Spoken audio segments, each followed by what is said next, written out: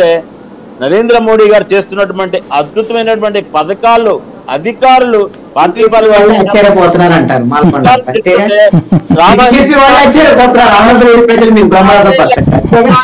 లాంటి పెద్దలు వైసీపీ ఆఫీసులో కూర్చొని లెక్కలేస్తున్నారు. అయ్యో బీజేపీ ఓటు శాతం పెరిగిపోతుంది, మన వాళ్ళు వాడిపోతారు, క్యాండిడేట్లు మార్చండి.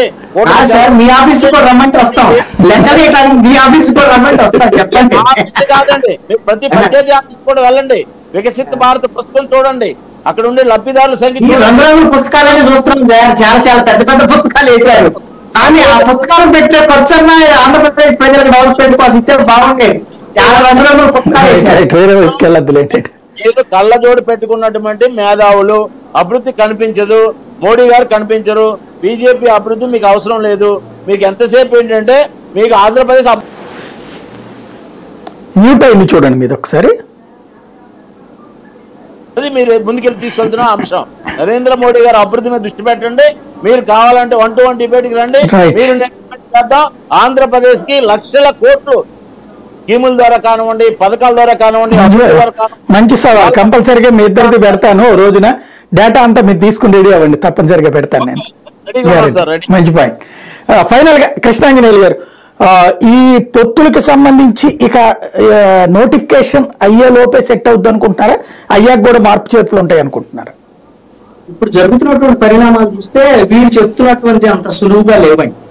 ఆ సులువుగా లేవు అని అనటానికి ఇప్పటికీ కూడా సీట్ల సర్దుబాటు వ్యవహారం ఇంకా ఇప్పుడు ఆల్రెడీ కొన్ని మాలకొండ గారు అంగీకరించారు. ఆనపర్తితో లేకపోతే ఇంకా ఏముంటది అసలు రఘురామ కృష్ణరాజు పంచాయతీ తాల్చలేని పరిస్థితిలో ఉన్నారు కదా. ఆ పంచాయతీలో ఒకటేనా, ఆ పంచాయతీలో తెలుగుదేశం బీజేపీకి సంబంధించినటువంటి ఇష్యూస్ కూడా ఉన్నాయి. ఏలూరు, అదేవిధంగా నరసాపురానికి సంబంధించినటువంటి ఇష్యూస్, ఇవన్నీ కూడా అవసరమైతే 2-3 ఎంపీ సీట్లు మార్చడమో వ్యవహారమో ఏదో గందరగోళం ఉన్నటువంటి పరిస్థితి. ఒకటి బీజేపీలో అసలు మా గంటగత ఘర్షణలు లేవు, ఇవన్నీ ఊహించి చెప్తున్నారు అని అంటే ఎంపీ ఎమ్మెల్యేలకు సంబంధించినటువంటి అభ్యర్థుల ప్రకటన తర్వాత సోమ్యరాజు ఎక్కడన్నా కనిపించాడండి ఈ ప్రచారంలో, ఎన్నికల ప్రచారంలో? నాకు తెలిసి అయితే నేను చూడలేదు. అదేవిధంగా జీవీఎల్ నరసింహరావు కనపడ్డాడండి ఎక్కడన్నా? ఆల్రెడీ నాకు తెలుసుకున్నటువంటి సమాచారం ప్రకారంగా జీవీఎల్ నరసింహరావు విశాఖపట్నం సంబంధించినటువంటి ఎంపీగా ఇండిపెండెంట్ గా పోటీ చేసేటువంటి ఆలోచనలో కూడా ఉన్నాడు అనేటువంటి ఒక చర్చ కూడా జరుగుతోంది.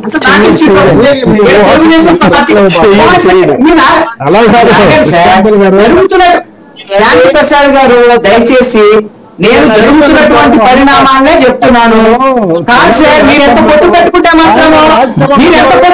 మాత్రం జనసేన బీజేపీ పోతే